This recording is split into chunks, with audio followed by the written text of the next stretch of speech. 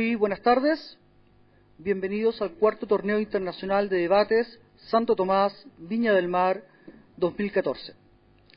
Daremos inicio a la competencia. El tema a debatir hoy es: la prosperidad económica capitalista depende de los valores protestantes.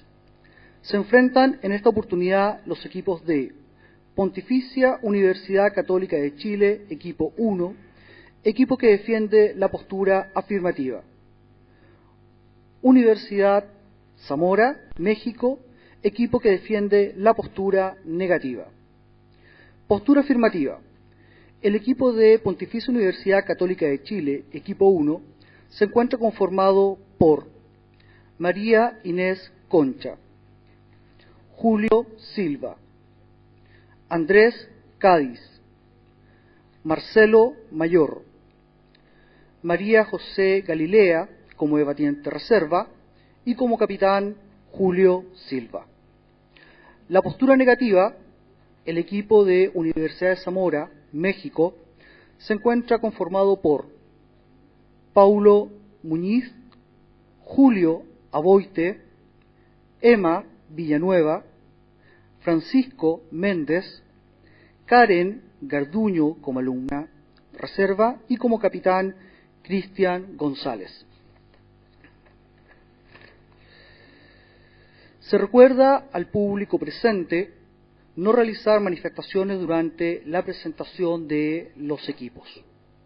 En esta oportunidad, el jurado se encuentra compuesto por el señor Juan Orellana como presidente del jurado, director del Instituto de Sociología de la Universidad de Valparaíso, el señor Gerald Piu, vicerrector de la Universidad Tecnológica de Chile, INACAP, sede Viña del Mar, y el señor Gonzalo Carrasco, ingeniero civil industrial de la Universidad Técnica Federico Santa María, fundador de la Sociedad de Debates y ex capitán del equipo de dicha universidad. Formato del debate. Cada uno de los debatientes tendrá 4 minutos para realizar su discurso, los cuales se encuentran controlados por el moderador y el semáforo. El semáforo se encenderá con luz verde al iniciar el discurso y se mantendrá así hasta los 3 minutos 30, cuando pase a amarillo, señalando que el discurso debe ir finalizando. La luz roja señala que se han cumplido los 4 minutos del discurso. El alumno 1 de cada equipo no recibirá interpelaciones durante su discurso ni al término del mismo. Los alumnos 2, 3 y 4 de cada equipo deberán recibir 2 interpelaciones del equipo contrario. Estas se realizan en los 2 minutos centrales del discurso, los cuales serán señalados con el sonido de una campana al iniciarse y al terminar. Cada interpelación no debe exceder los 15 segundos. Al terminar las rondas de argumentación, los equipos tendrán 5 minutos para realizar una reunión de análisis, pasando posteriormente a la etapa de contraargumentaciones.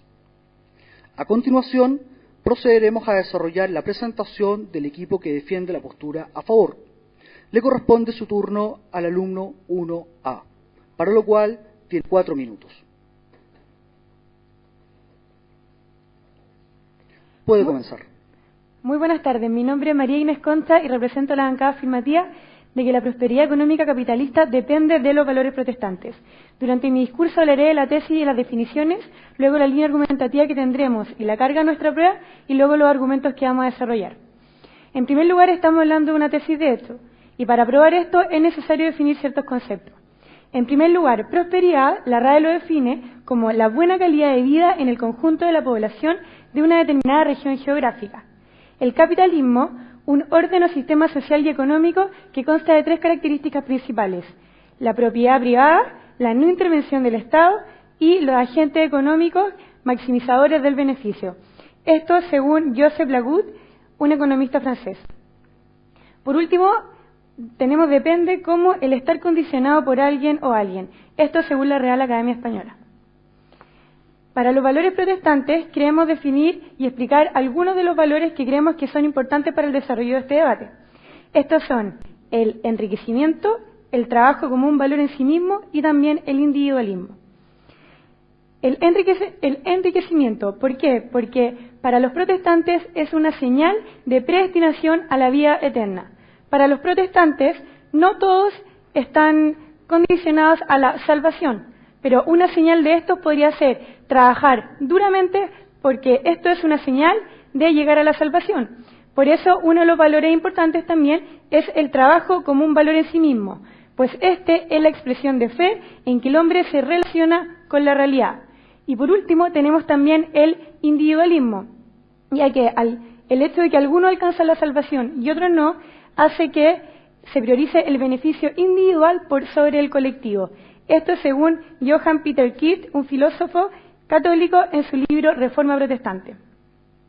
Nuestra línea argumentativa se va a basar en la teoría de Max Weber, en su libro La ética protestante y el espíritu del capitalismo, donde él defiende que el capitalismo victorioso no necesita ya de este apoyo religioso de las religiones protestantes, ya que descansa en fundamentos mecánicos. Es decir, si bien en unos comienzos la prosperidad económica se alcanza debido a los valores protestantes, estos ya luego funcionan de manera mecánica, ya que llevan intrínsecamente estos valores en el capitalismo y luego este adquiere su vida propia. A partir de esto, es importante mencionar cuál va a ser la carga de la prueba de mi equipo. Nosotros no vamos a defender que no es necesario o que es necesario o que es suficiente, solo que lo favorece en una gran medida y que existe una verdadera relación entre los valores protestantes que conlleva hacia una prosperidad económica capitalista. Para defender esta carga, diremos tres principales argumentos. El primero, el de los principios económicos; el segundo, un argumento histórico; y el tercero, el argumento del individualismo. Yo explicaré el de los principios económicos y luego mi compañero seguirá con lo siguiente. Principio económico. Durante el siglo XVI, en Alemania y luego se desarrolló en otros países, surgió lo que llamamos la Reforma Protestante. Antes de esta reforma, la Iglesia intervenía en la política y en las decisiones que tomaba el Estado. Y con esto había un principio que se promovía, el de la austeridad, ya que la Iglesia Católica promueve el que las personas solo trabajen y tengan lo necesario para subsistir y no maximizan sus recursos. Luego de la Reforma Protestante, el Estado pudo tomar las propias decisiones y se cambió el principio de la prosperidad, donde se eligió que se maximizaran los beneficios y se adquirieran los mayores recursos posibles. Y acá tenemos una de las primeras pruebas que defiende nuestra tesis. Gracias. Muchas gracias. A continuación, procederemos a desarrollar la presentación del equipo que defiende la postura en contra. Le corresponde su turno al alumno 1N, para lo cual tiene 4 minutos. Buenas tardes, jurado, moderador, contraparte, compañeros, público en general. Para empezar a debatir sobre si la prosperidad económica depende de los valores protestantes, también nosotros queremos hacer un énfasis en dos palabras que creemos muy claves. Sobre todo, ¿qué es propiedad? Propiedad, según el diccionario de la Real Academia Española, dice que es el curso favorable de las cosas. ¿Qué es capitalismo? Capitalismo es un modelo de producción fundado en el predominio del capital como elemento de producción y creador de riqueza, según el diccionario de la Real Academia. Por lo tanto, tomamos estas dos definiciones y prosperidad económica capitalista significa el curso favorable de la propiedad como eje central de enriquecimiento. El surgimiento y desarrollo del capitalismo en la sociedad constituye uno de los tópicos sobre el que más se ha escrito. Cuando analizamos sus hechos históricos, nos damos cuenta que la llamada prosperidad económica capitalista está basada en una simple ideología, según los valores protestantes. Y no depende de una ideología, depende del desarrollo de las fuerzas de producción y relaciones sociales que definen al mismo sistema. El discurso hegemónico solamente justifica la acumulación de bienes sin sentido y las relaciones y de explotación por parte de la clase dominante hacia la clase dominada, que es el proletariado. Y esto hace que no se rebelen en contra de los protestantes, de la burguesía, perdón. Puede tener cualquier naturaleza, dependiendo de las condiciones históricas o geográficas donde se encuentre situado el capitalismo. La finalidad de esta es mantener las condiciones del sistema y darle un rostro aparentemente más humano. es lo que hacen nada más los valores protestantes.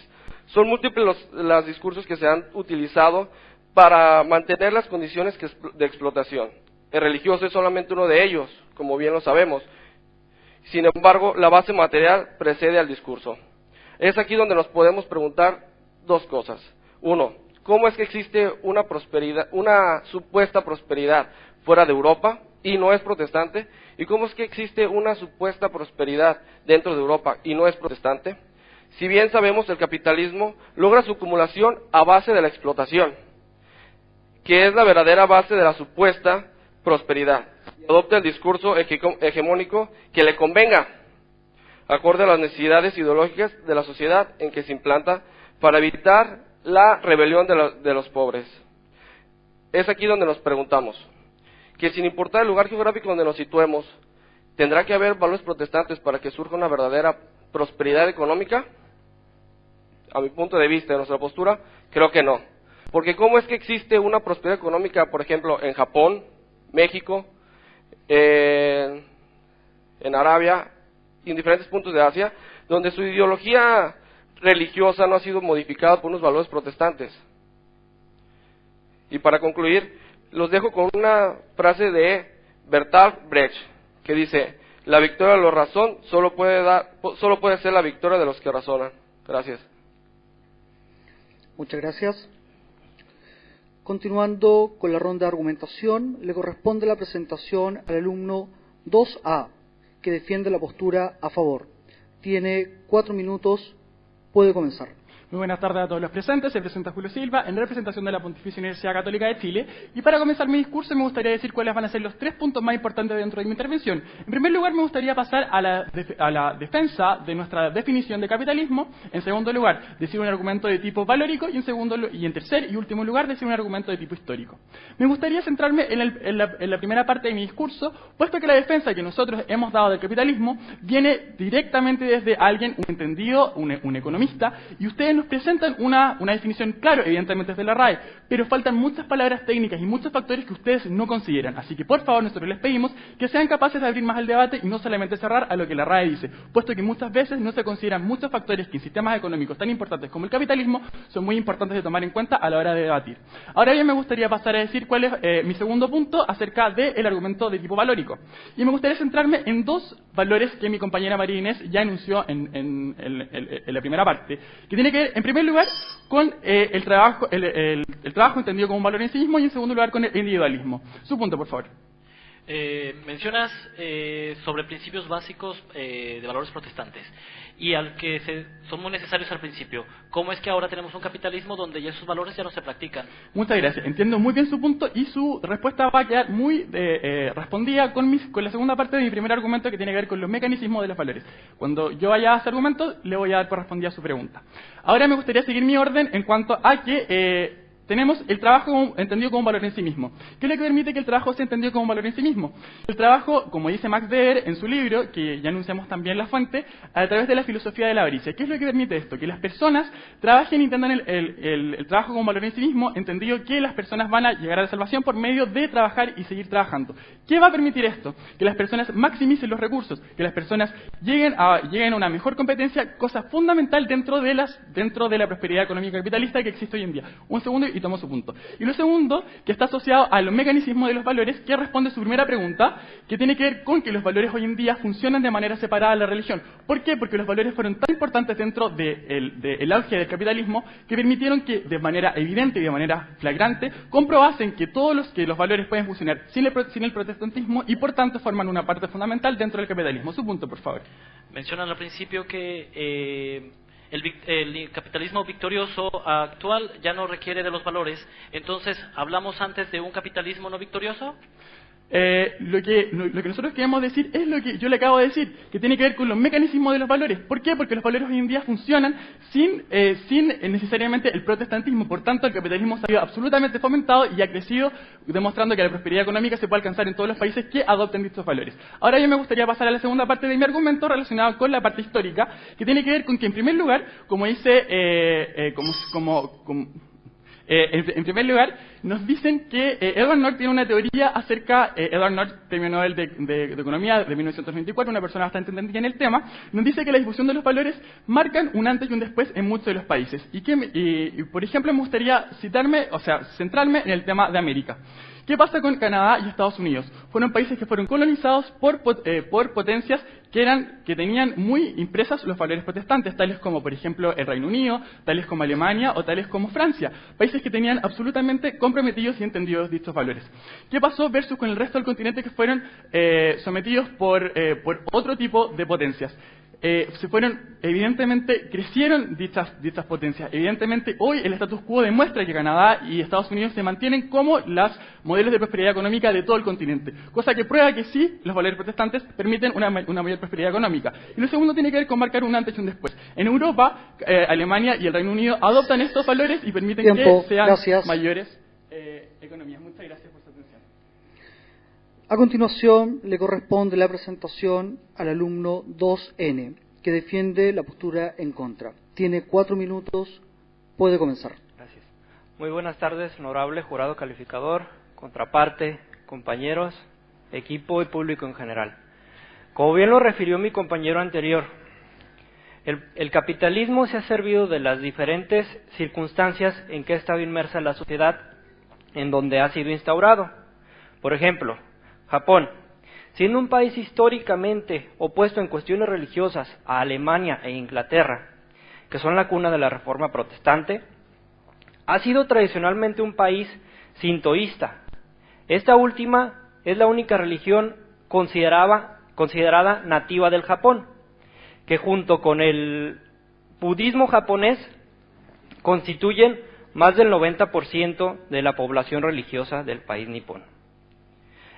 Japón, actualmente dentro de las 5 potencias industriales en el mundo, en materia industrial, reitero, hoy en día es de los pocos países capitalistas en los cuales el capital norteamericano no domina los sectores energéticos estratégicos. Adelante. Aparte, comparto absolutamente que Japón es una de las potencias económicas de hoy en día, pero le llamo a revisar su historia y que vea desde cuándo empieza esta prosperidad, cuando los japoneses mezclan a través de un tratado de libre comercio con Estados Unidos, personas que ya venían absolutamente empapadas de los valores protestantes. Así que por favor hágase cargo. Sí, compañero, como bien lo refiero, el sintoísmo comienza desde los principios del Japón, se está hablando siglo II antes de Cristo. O sea, queda desfasado el protestantismo respecto del sintoísmo, o sea, queda totalmente evidenciado que no depende de los valores protestantes el capitalismo en Japón. Prosigo. Otro ejemplo más, México. Es el segundo país con más católicos en América Latina, según las últimas estadísticas del Vaticano en el 2010. La invasión europea a América, iniciada con el llamado descubrimiento y proseguida mediante la conquista y colonización, provoca la incorporación de este continente al desarrollo capitalista en calidad de apéndice colonial. Por otro lado, y un ejemplo más, los Emiratos Árabes Unidos, un país soberano de Medio Oriente, situado en la península arábica. Sí, adelante. ¿Qué se va a decirme que México es económicamente próspero? No estoy diciendo que es económicamente próspero, solo te estoy dando un ejemplo más de una religión que es diferente al protestantismo y aún así está instaurado el capitalismo. Su territorio, retomando el punto de los Emiratos Árabes Unidos, su territorio está compuesto por 7 emiratos. La región, habitada desde al menos 5.500 años antes de Cristo, vio el arribo del Islam en el siglo VII después de Cristo. Un ejemplo más de una religión diferente al protestantismo y que hay capitalismo. Con estos puntos que les he dado, vemos que son países totalmente divergentes en cuestiones religiosas y sin embargo, en los tres sigue el capitalismo. Por lo tanto, queda totalmente evidenciado que la prosperidad económica capitalista no depende de tal o cual religión, de los dogmas, valores o de cada una de las religiones que les acabo de decir. En todo caso, obedecería al discurso hegemónico que se ha introducido en la sociedad donde ha estado inmerso el capitalismo. Gracias. Muchas gracias. A continuación, con la dinámica de la presentación de debate, se procederá a realizar la ronda de examinación, que es una reunión de análisis de esta primera parte entre los equipos contendores. Se le solicita al público presente permanecer en la sala y mantenerse en silencio. El capitán y su equipo tienen 5 minutos para esta actividad. Pueden comenzar.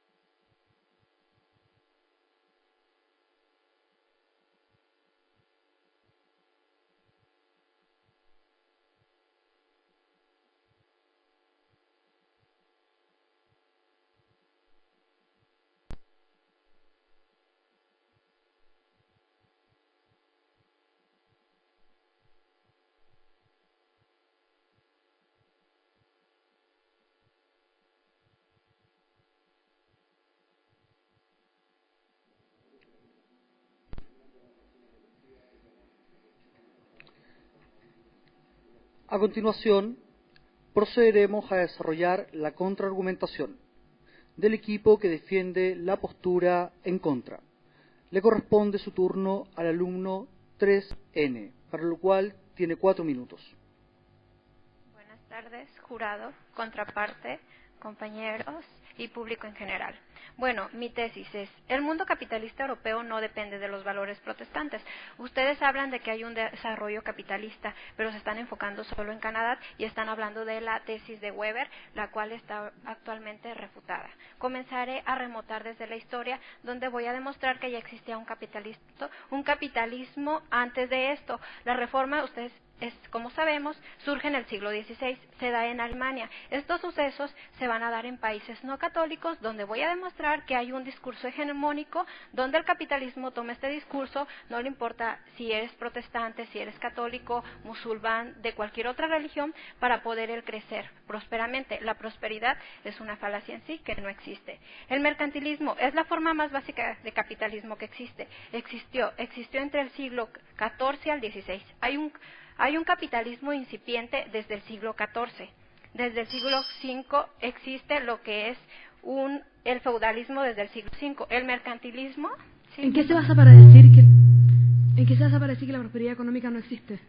La prosperidad económica me baso en decir, porque según también las leyes del capitalismo, hay ricos y hay pobres. Donde tú trabajas, esta teoría que estamos manejando, donde tú trabajas para hacer más rico a uno y para hacer más pobre a otro. Las clases sociales donde se demuestra que tú estás trabajando para prosperar no es en sí eso, sino es una manera muy sutil de esclavizarte, pero no de prosperar.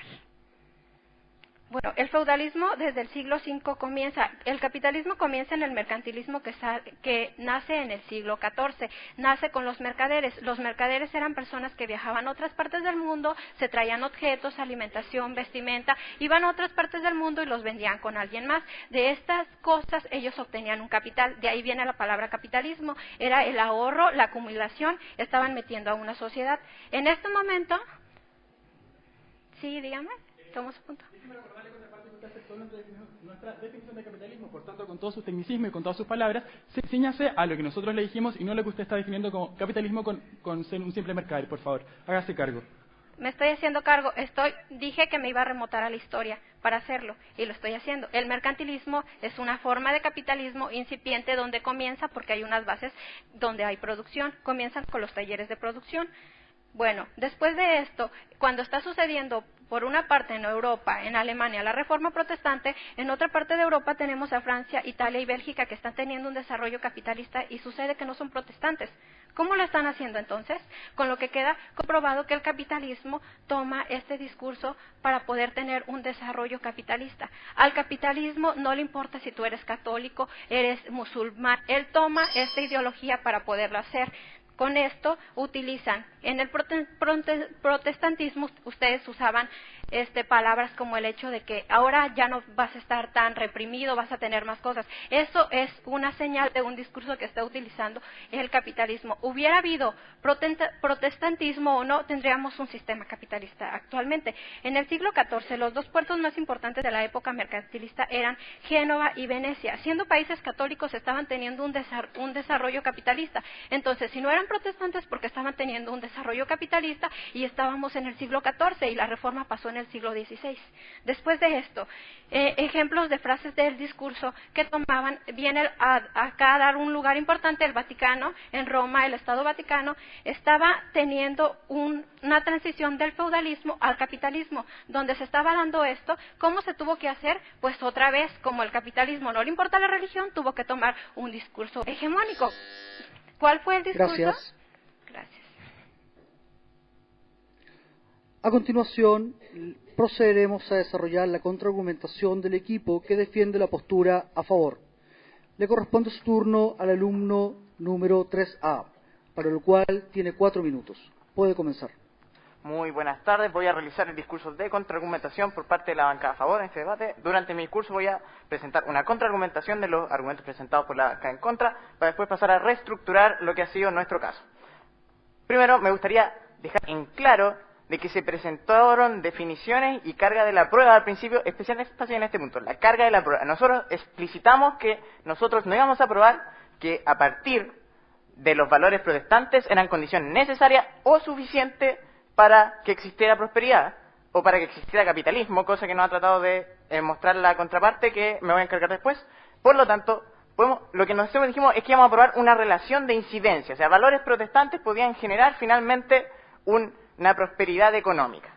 ¿Y qué nos ha dicho la contraparte para votar nuestro caso? ¿O qué argumento ha presentado? Primero, me gustaría decir, se nos presentó ejemplos de casos en que países que no serían protestantes, no tenían estos valores, serían efectivamente prósperos. Ya, esta no es nuestra carga de la prueba, no nos importa que existen países que no tengan supuestamente estos valores, ya que, como definimos, nosotros tenemos que probar la relación, no que siempre vaya a ser así, y ellos lo aceptaron, en ningún momento rechazaron nuestra carga de la prueba, ni la consideraron que era muy pequeña, muy alta o errónea, por lo tanto, ya es demasiado tarde. Siguiendo, además, sus propios ejemplos respecto a Japón, por ejemplo, se hizo un punto de información, y se dijo que realmente estos valores protestantes sí estaban insertos, ¿sí?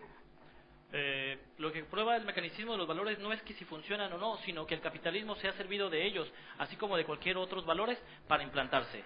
Por supuesto, si el capitalismo se ha servido de ellos es porque existe exactamente una relación, y eso es lo que nosotros hemos buscado probar, que existe una relación. Y si bien la relación que nosotros probamos no es que exista capitalismo con valores, sino que existe prosperidad económica, y todo este tiempo ellos se han basado en la existencia del capitalismo. La última contraargumentadora, en realidad, nos habló de toda esta historia y de cómo, si es que no hubiera habido valores protestantes, hubiera habido capitalismo igual, ya, qué bueno, pero no es nuestro caso, no es lo que nosotros tenemos que hacer. Nosotros tenemos que probar la relación. Y respecto a nuestros argumentos que prueban la relación, ninguno ha quedado votado, como voy a encargarme después, sí. Entonces, volviendo, tu postura es, el capitalismo, el desarrollo capitalista, ¿depende de los valores protestantes? Por supuesto que sí, recuerden las definiciones, está condicionado, por lo tanto que existe una relación, la carga de la prueba que ustedes aceptaron y que nos rechazaron. Por lo tanto, voy a pasar ahora, ya que la argumentación pequeña que se nos presentó durante el discurso argumentativo, que fueron solo ejemplos, ya que hago votados, ya que son inadigentes a la carga de la prueba presentada, voy a pasar a encargarme de reestructurar. Primero, nosotros basamos nuestra línea argumentativa en lo presentado por Weber, y se nos dicen, ya, la tesis de Weber está refutada, ya, pero ¿de dónde salió eso? ¿Quién la refutó? ¿Cómo la refutó? No se nos dice, por lo tanto, yo le digo, ya, entonces el tipo que refutó a Weber también está refutado. Y no le estoy diciendo por qué ni cómo, y yo no lo sé, por lo tanto, claramente no nos explica de dónde sale eso, por lo tanto, nuestros argumentos se sostienen. Y voy a pasar a estructurar, nos dicen que el capitalismo es incipiente, no necesariamente necesita de los valores protestantes para surgir. Y si bien puede ser así, pero nosotros hablamos de prosperidad, como ya le dije, hablamos de prosperidad, y se ha probado que existe una relación, ya que existe el trabajo en sí mismo. Se dieron los ejemplos de cómo los países que fueron influenciados por valores protestantes en América, al ser colonizados por Inglaterra y Alemania, fueron finalmente más prósperos de la región. Fueron los más prósperos ya que tenían estos valores. Los tenían y ellos creían más en el trabajo, a diferencia de otros países que fueron colonizados por españoles, que no tenían estos valores tan intrínsecos y no se los pasaron, y estos países finalmente terminaron no desarrollándose. Por lo tanto, podemos ver claramente una relación tangiblemente. Además, presentado nuestro argumento lógico de cómo el valor del trabajo en sí mismo incentivaba el individualismo, la competencia, y como todos sabemos un poco de economía, la competencia es algo extremadamente valorado. Por lo tanto, podemos decir que la tesis se prueba, los valores generan prosperidad. Gracias. Continuando con la ronda de contraargumentaciones, le corresponde la presentación al alumno 4N, que defiende la postura en contra. Tiene 4 minutos. Puede comenzar. Buenas tardes, jurado, moderador, contraparte, equipo público. Solo para aclarar, nosotros también pusimos las bases de nuestro argumento, que tampoco fueron refutadas por ustedes, y avanzando. El capitalismo en sí es el resultado evolutivo del mercantilismo, no depende para nada de ninguna ética protestante, de ningún valor ni protestante ni de ninguna otra religión, ¿sí? Y solamente es una construcción filosófica que ustedes pretenden, o mucha gente pretende, que incluso rivalizan con otras construcciones filosóficas para validar al capitalismo o decir que son el origen del capitalismo. En sí, ha quedado demostrado, por ejemplo, que tenemos un capitalismo puro en América, con la conquista que se inicia por parte de España y de Portugal. varios años antes de la Reforma Protestante. ¿Cómo desestimar entonces que América es saqueada y que España y Portugal se están beneficiando de ellos en un acto meramente capitalista? ¿Cómo decir que eso no es capitalismo? ¿Sí? Entonces, además, tu punto, por favor. No hemos dicho que eso no es capitalismo, estamos diciendo que claramente se ve en la cifra y en la hegemonía mundial que Canadá y Estados Unidos con los valores protestantes han sido y todavía son efectivamente más influyentes en el mundo económicamente que el resto de los países de América. Podrás hablar entonces de influencia, pero no de prosperidad. Estados Unidos está al borde de una quiebre financiero, ¿sí? Y lo ha estado de hace tiempo. Entonces no podemos decir que actualmente Estados Unidos es algo próspero, para nada. Sobre ese punto, déjeme decirle que ustedes aceptaron la definición de próspero, cosa que yo también defendí. Y segundo, que Estados Unidos tiene el mayor PIB general, acorde a las cifras entregadas por el Fondo Monetario Internacional, con 3.5 billones. Entonces, ¿cómo no va a ser próspero? Explíquese usted y hágase cargo de cómo Estados Unidos no va a ser próspero y cómo Canadá no va a ser próspero. Muchas gracias. Okay. Hablas de prosperidad como la buena medida de buena vida en conjunto de la población. ¿Qué porcentaje de población te gusta a ti que sea próspera? En Estados Unidos, en América, en Europa. Cuando tenemos cifras bastante altas de población que vive con muy poco y población que tiene mucho. La desigualdad, la diferencia entre las partes es demasiada, ¿sí? Entonces, si quieres hablar de prosperidad, hablemos de prosperidad. ¿Qué prosperidad puede haber en países como el mío, como México, donde la mitad de la población vive con menos de $1 al día, ¿sí? O Estados Unidos, donde el capitalismo voraz ha dejado sin trabajo, sin casa, sin oportunidades a mucha gente, y donde cada ciclo de crisis algunos son beneficiados y otros son empobrecidos. Eso no puede ser próspero. No sé qué más ejemplos quieran para desestimar que no existe la prosperidad, ni siquiera en el caso de Estados Unidos o Canadá. ¿Quieren más ejemplos? Hablemos entonces de Alemania. Alemania es un país protestante por excelencia y también tiene índices de desigualdad tremenda. Entonces, no hay prosperidad. Por lo anteriormente dicho, gracias. Muchas gracias. Continuando con el debate, finalmente le corresponde la presentación al alumno 4A que defiende la postura a favor. Tiene 4 minutos. Puede comenzar. Parte de la bancada afirmativa. Mi discurso es de 2 partes. Primero que voy a argumentar los dichos presentados por el último orador, para segundo pasar cuál fue, digamos, los puntos importantes de este debate. Primero que nada vamos a partir, digamos, las últimas cosas que nos dijeron, que nos hablamos sobre 3 puntos. Primero que nada nos hablamos mucho sobre el mercantilismo, sobre el capitalismo. Primero que nada hagamos una definición. Nosotros estamos hablando sobre el capitalismo próspero. Capitalismo próspero, por tanto, si consideramos estrictamente como fue la definición tomada en cuenta, esto no estaría llevando a cabo. Aun cuando consideramos, digamos, el mercantilismo como base, tampoco se ha demostrado por lo que vamos a decir a continuación. Segundo caso, nos hablaron de muchos ejemplos. Pongamos el caso de Estados Unidos, que no era próspero. Si ustedes aceptaron las definiciones que fueron planteadas, Estados Unidos sí es un país próspero. ¿Por qué? Porque la mayor parte de la población efectivamente sí está teniendo, digamos, el mayor acceso a la educación, los mejor acceso a la salud, por tanto también sí está aprobándose. Nos hablando del caso de Canadá. Bueno, Canadá, si no me equivoco, es el tercer país con mayor índice de desarrollo humano del mundo. Entonces, ¿cómo van a decirme que si Canadá no es próspero, entonces ningún país del mundo lo sea? Nos hablan del caso de Alemania. Bueno, Alemania es el país que prácticamente hoy en día sostiene todo lo que es la Unión Europea. Entonces, si estos países no son prósperos, entonces ninguno lo fuera y el debate no se permitiría.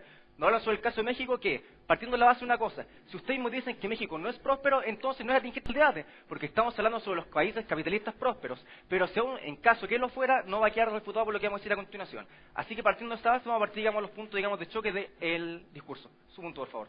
Nosotros mencionamos en una parte de nuestra argumentación que la prosperidad era una falacia, que no existía y no fue contraargumentada. Bueno, en este caso, en ningún caso fue así, porque nosotros, cuando dijimos prosperidad, ustedes dijeron bien, es el curso favorable de las cosas, entonces, por tanto, sí existe la prosperidad. Nuevamente, si Canadá y estos países con los mayores índices no fueran prósperos, entonces no podríamos hacer este debate.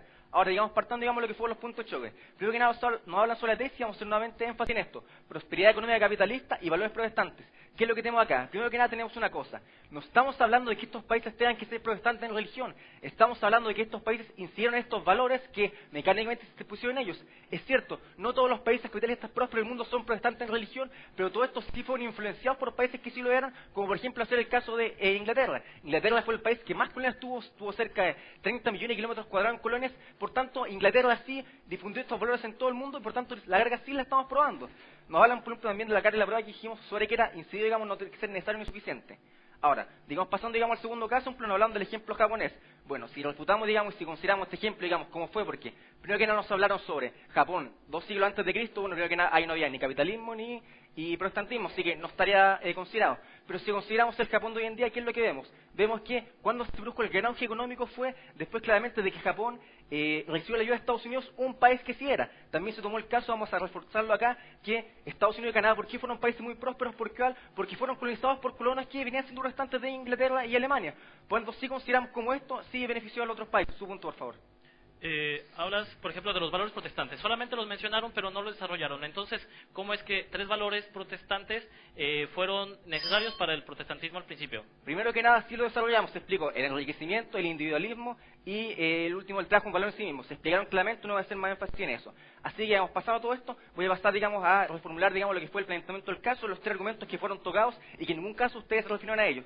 Primero que nada, hablando de los principios de cuando se produce el quiebre, ¿qué pasa? Se pasa de una economía de austeridad, como era la que plantea la Iglesia Católica, a una economía de prosperidad. Lógicamente, ¿qué es lo que vemos? Que con esto los países tomaron, digamos, esto, ahora que pudieran, digamos, invertir más y producir mucho más, lograron mejorar su economía. En segundo caso, vemos el individualismo. ¿Cuál es el nexo lógico? Como voy a explicar. ¿Qué es lo que pasa? Si uno quiere maximizar beneficios, ¿qué es lo que necesita? Necesita una mayor competencia, que es base del capitalismo, ¿cierto? Si uno necesita una mayor competencia, considerando aquí nuevamente la explicación, que nosotros todos estamos destinados a salvarnos y que solamente algunos lo van a hacer, claramente necesitamos que esto se produzca y tanto está su respuesta. En tercer caso, el argumento histórico de que vemos cómo, después de que estos países, digamos, hicieron las reformas protestantes, después de que estos se expandieron por el mundo, claramente mejoraron en mayor situación, digamos, su actividad económica, como fue el caso, por ejemplo, de Alemania, que es el caso más ejemplo, e Inglaterra. Gracias. Por supuesto, muchas gracias. Agradecemos la presentación de ambas sedes. ¿Ya? Suerte en los resultados. Me gustaría concederle la palabra al presidente del jurado, señor Juan Orellana, en representación de los jueces que tan gentilmente nos acompañan, para conocer algunas opiniones generales respecto a las recientes exposiciones. Muchas gracias. Primero, felicitar, digamos, los grupos que han intervenido en este debate,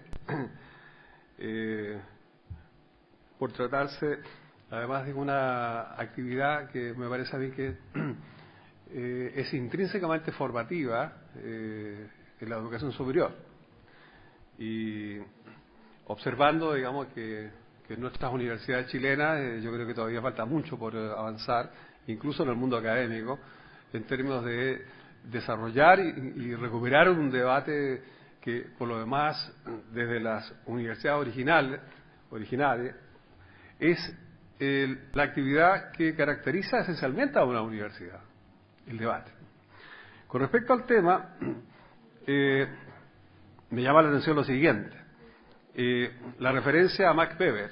Efectivamente, Max Weber, uno de los clásicos de la sociología, su obra La ética protestante y el espíritu del capitalismo, relaciona la actividad productiva, la actividad económica y y las éticas religiosas, católica, protestante.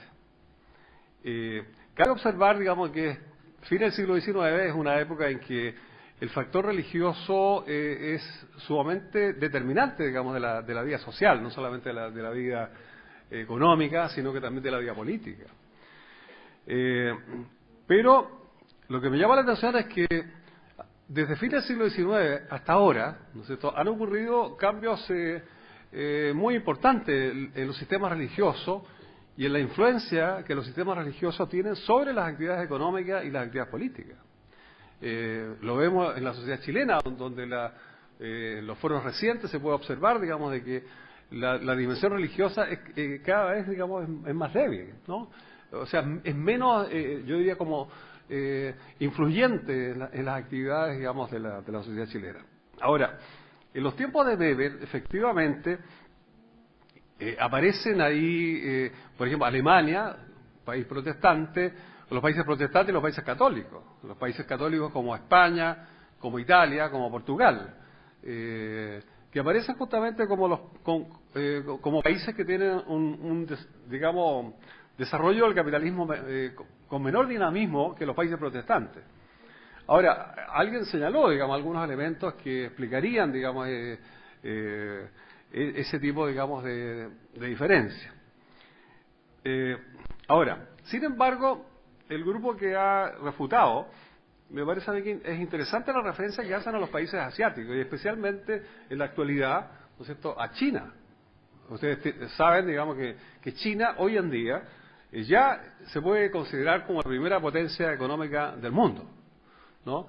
Y Estados Unidos, ¿no es cierto?, es un sistema que está en una profunda crisis, ¿no? Entonces, en ese sentido, siendo China y Japón, ¿no es cierto?, países que no corresponden a la tradición religiosa católica ni protestante, son otras culturas con otros sistemas religiosos. Entonces, en ese sentido, podríamos decir que el capitalismo también, digamos, tampoco no es homogéneo. Ahora, a mi parecer, el tema religioso se inserta en un tema mayor, que yo creo que es como, yo diría, como la variable principal, digamos, que habría que utilizar como para diferenciar, digamos, estas relaciones, que es la cultura.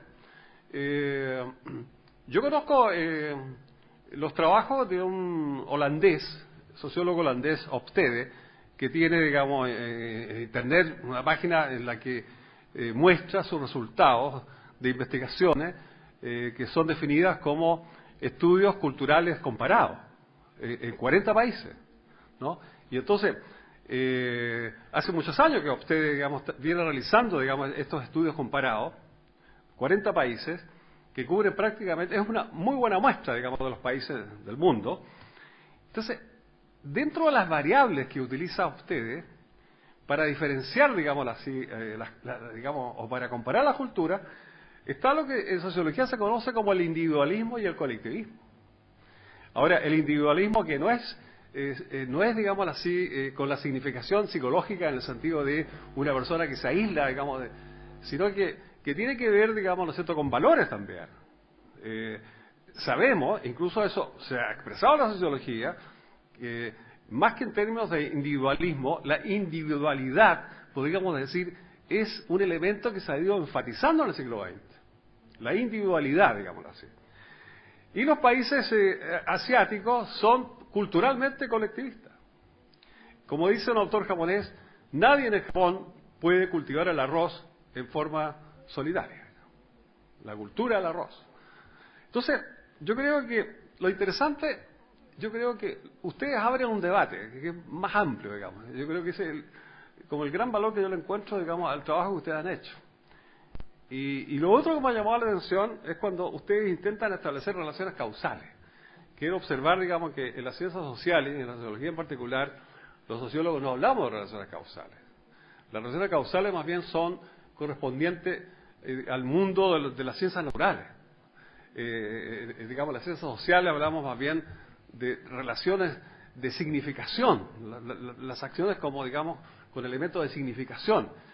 El mismo Weber justamente inicia a fines del siglo XIX lo que hoy día es una característica de la sociología contemporánea, la dimensión que él denomina la subjetividad, digamos, de los actores, y por lo tanto una metodología que se define como la comprensión de esa subjetividad.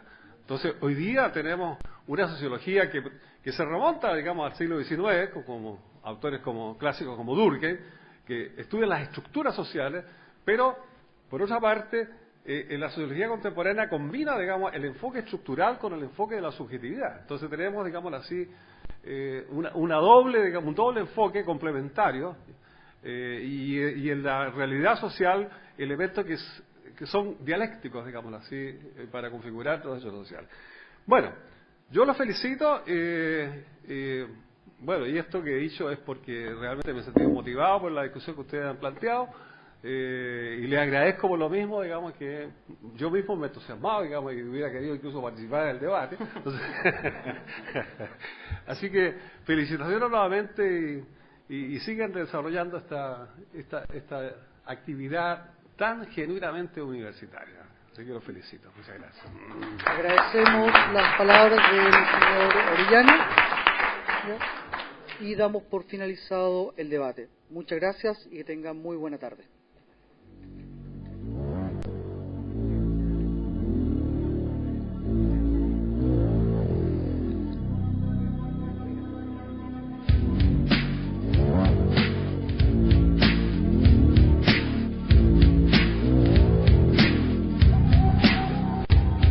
El tamaño de tus logros es el tamaño de tus sueños. Santo Tomás, tú puedes.